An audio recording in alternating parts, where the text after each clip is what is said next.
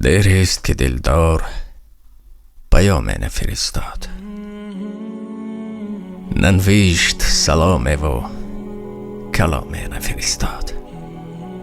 100 نامه فرستادم آن شاه سواران، پیک ندوانید و سلام نفرستاد.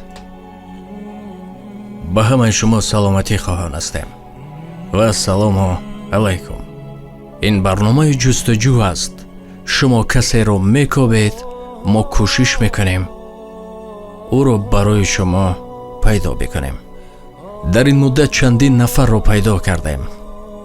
قسمی از پیدا شدگان خرسند بودن، رحمت میگفتن، چی خدمت کنیم میگفتن، و قسمی از آنها غمگین بودند که یگان معلومات پیدا کردن نتوانستیم.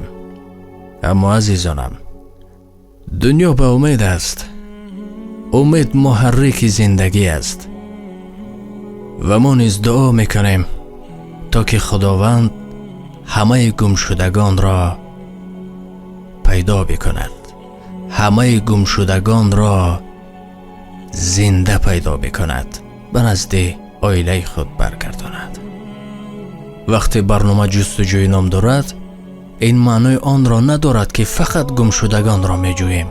بعداً نفران میدانند اما خود به خود گوش به کری میزنند، خود به خود نمیخواهند به وطن برگردند، خود به خود نمیخواهند که از پدر و مادر و برادر و زن و فرزند با خبر بشود. در زندگی دیدیم اگر ملال نشود، چون میگفتند در اینها دیگر ناموس نماند، زیرا این ناموس است که زن و فرزند خود را احاطه میکنی، لااقل خبر میگیری، با زنگ تلفنی کمی هم باشد مبلغ روان میکنی، یعنی صاحبشان میکنی. اما متاسفانه خیلی زیاد شد نفرانی که ناموس را یک سو گذاشتند، دومی زنهای روس را گرفتند، یا بعد نمیدونیم باز چی ها دنبال کی و چی ها شدند. زن و فرزند و عائله و وطن و پدر و مادر را فراموش کردند. به زودی خدا تنفیقشان بده. شروع میکنیم. دلوار هستم سفروف. اولین نامه از شهر حصار آمده است. سلام اکای دلوار، من حافظوف اسکندر پدرم را میجویم از شهر حصار. نام پدرم حافظوف رستمبек بابانیازович. 19 августи соли 1998 ба Федератсия Русия рафтанд. шаҳри Самара. то ҳол ягон хату хабаре нест. 22 сол чени ҳамин 2 ҳафта гузашт. то ҳол падарамро интизор ҳастам. нафароне ки дар шаҳри Самара ҳастанд ва агар дида бошанд, хоҳиш мекунем ба ин рақамҳо тамос бигиранд.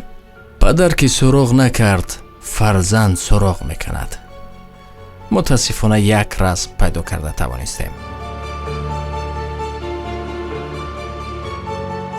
السلام علیکم، من قادیروف محمد هستم. من میخواستم امکم رو پیدا کنم. نامشون واحد قادیروف. واحد قادیروف شاه نظرویچ. او شهروند و استقامت کننده تاجیکستان می باشد. ناحیه یوان، совхози 2. از سال 2009 تا حال کسی از حالش خبر ندارد. التماس این را در برنامه نوبتیتان می گفتید تا کسی دیده باشد با این رقم ها تماس بگیرد. تشکر به دقتتان.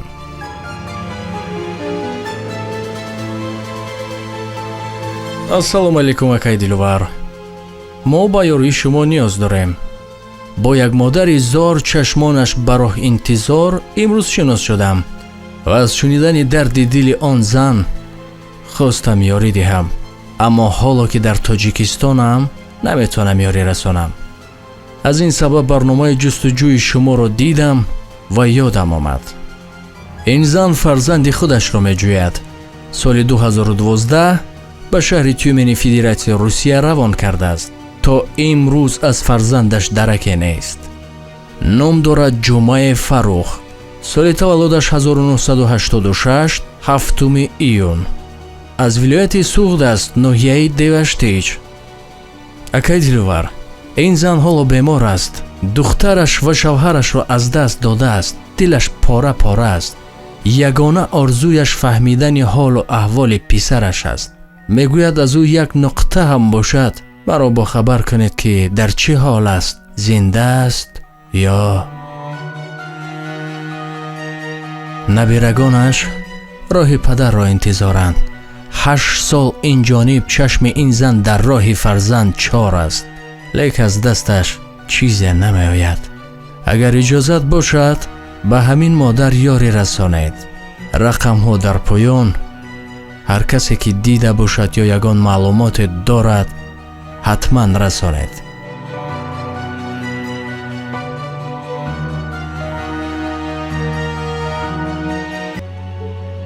номаи навбатӣ. салом акай диловар, мо ҳамчун як подписчики шумо. мо ин мардро меҷӯем. ватанов Наврӯз. ман худам дар давлати Русия ҳастам. қазон ин мард ба ман нияз намешавад. чандин хешу таборҳо ба ман тамос баромаданд, муроҷиат карданд ва ман ба шумо муроҷиат кардам. хоҳиш мекунем аз шумо ин муроҷиати моро рад накунед ва илтимос барномаатонро зудтар бароред то ин ки зудтар ин мардро пайдо кунем. соли таваллудаш 16 марти 1977. соли 2006 аз хона баромадааст. то 2009 хабар буд. баъди ӯ чанд бори дигар тамос гирифт ва пас аз соли 2016 кулан бедарак гашт. мегӯянд дар Подолск кадом ҳамсояш дидааст. агар касе пайдо кунад ӯро мукофот интизор аст гуфтанд. аз Фархор Ватанов Наврӯз мебошад. барои тамос ин рақамҳо. номаи навбатӣ. салом акай диловар, мо тағобачаамро меҷӯем. номаш Хайрулло мебошад. таваллудаш 1992. соли 2016 гум кардем. тағобачаам аз Ӯзбекистон, райони Окургон мебошад. ман худам аз Тоҷикистонам. падару модари онҳо дар доғи фарзанд сӯхтанд. илтимос ягон кас дида бошад хабар диҳед. охирон вақт дар шаҳри Резянск диданд. рақамҳо барои тамос. номаи навбатӣ. рӯзи 1 сентябри 2005 ин нафар аз хона баромад. Москва коркунӣ рафт. охирон бор моҳи сентябри 2006 бо телефони мобилӣ қатъи ман гап зад. ман Фарҳод ҳастам, писар амакаш мешавам. дигар бо ҳамин бедарак шуд. агар касе дида бошад ё хабаре дорад, хоҳиш мекунем ки ба ин рақамҳо тамос бигирад. худо нигаҳбон. номи нафар чӣ буд? фаромӯш кардем. нигоҳ кунед тамошобинони азиз. шарти асосӣ 3 чиз аст. аввал акс. 4 акс бояд дошта бошанд нафаре ки шумо ҷустуҷӯяш доред. дуввум маълумот, кай гум шуд, дар куҷо гум шуд, ки асту чӣ асту тамоми маълумоташ. ва севум чиз рақами телефони шумо аст. то ки касе дида бошад тамос бигирад. ана ҳамин 3 чизро фаромӯш накунед барои ирсол кардан. яъне маълумот, акс ва рақами телефоне ки ҷустуҷӯ дорад, то ки агар масалан касе дид ба кадом рақам тамос бигирад. номаи навбатӣ. акай диловар, ман ин барномаи шуморо дидам, бениҳоят хурсанд шудам. як дархости маро дида мебароед. ман як модари танҳоеро медонам ки 2 маротиба инҷо хело тӯлонӣ аст. биёд асосияш мегузарем. хулас ин модар охирон бор соли 2014 писарашро ба Федератсияи Русия мегуселонад ва то ҳол аз ӯ дараке нест. инҷо дар бораи азобу дардҳо хело навиштанд. чандин бор шавҳар карданду ва чандин азобҳо дидаву. айни ҳол ин зан дар беморхонаи рӯҳӣ аст мегӯянд. дар беморхонаи рӯҳӣ фарзанди худро ҷустуҷӯй дорад. инҷо ҳатто навишта шудааст ки аз паси фарзанд, аз пушти фарзанд муддате пазмонаш мешаванд ва аз пазмонии модари бечора ба бемории рӯҳӣ гирифтор мешавад. худо нигоҳ дорад.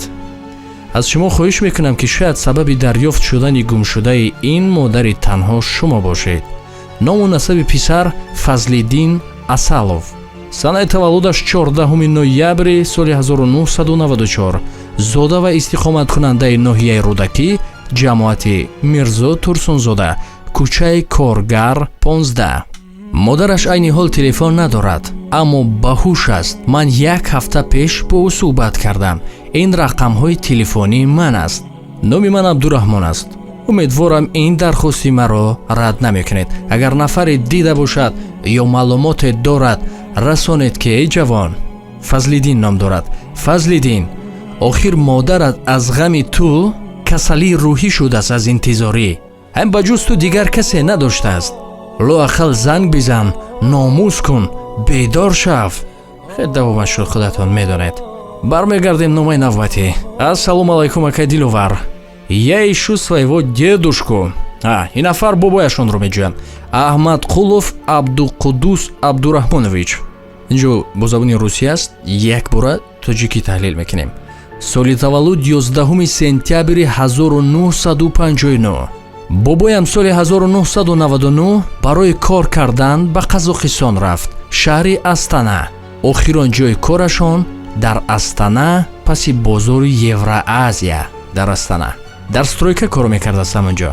аз рӯи маълумоти бибиам онро танҳо имом мулло навишта, имом мулло Абдуҳафиз Хайрулло, комендант стройки, аскар ва инчо як рақами телефонро гузоштам.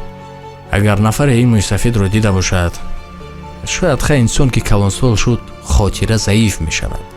як бор хотиррасон кунед ки бобо, шуморо набираҳотон ҷустуҷӯй доранд, шумо хабар доред? рақамҳо барои тамос ҳастанд. марҳамат. салом ака диловар, ман раҳмат бар шумо мегӯям, чунин барнома кардед. ман ин шахсро мекобам, яъне ин оиларо мекобам. оилаи Ахмедовҳо ҳастанд. Ахмедов Хурсанмурод ва Ахмедов Эргаш. инҳо аз шаҳри Хуҷанд ҳастанд. одамони наздики ман ҳастанд. бисёр ҷустуҷӯшро доранд. агар касе мешиносад, илтимос ба ин рақамҳо тамос бигиранд. боқӣ худо нигаҳбон. дӯстони азиз, ин буд барномаи ҷустуҷӯ. ин буд чанд номае ки муддати ҳафта омад барои шумо қироат кардем. рафту шумо касеро меҷӯед, намедонам ҳам хизмат, хешу табор ва ё медонед, нигоҳ кунед дар кори хайр шарик бишавед. медонед ки нафароне ҳастанд ки на интернет сару фаҳм мераванд ё фаҳмише доранд ки барои мо тамос бигиранд. шумо фавран равед назди онҳо, маълумотҳоро бигиред. бисёр ҳастанд модарони ғамзада, оилаҳое ки шавҳарҳои худро гум карданд. маълумотҳояшонро бигиред, барои мо ирсол кунед. дар ин кори хайр, дар ин кори хурсандӣ шарик бишавед. оё медонед ҳар нафареро ки пайдо мекунем чӣ қадар хурсандӣ он хонадонро фаро мегирад? ё як бор занг бизананд, мо ҳама шарик ҳастем. якдигарро эҳтиёт кунед то ки гум нашавед. якдигарро қадр кунед то ки меҳру муҳаббат гум нашавад. меҳр дар чашм аст. омада равед ва ба якдигар кӯмак бикунем. диловар будам Сафаров дар барномаи ҷустуҷӯй. боқӣ худо нигаҳбони шумо.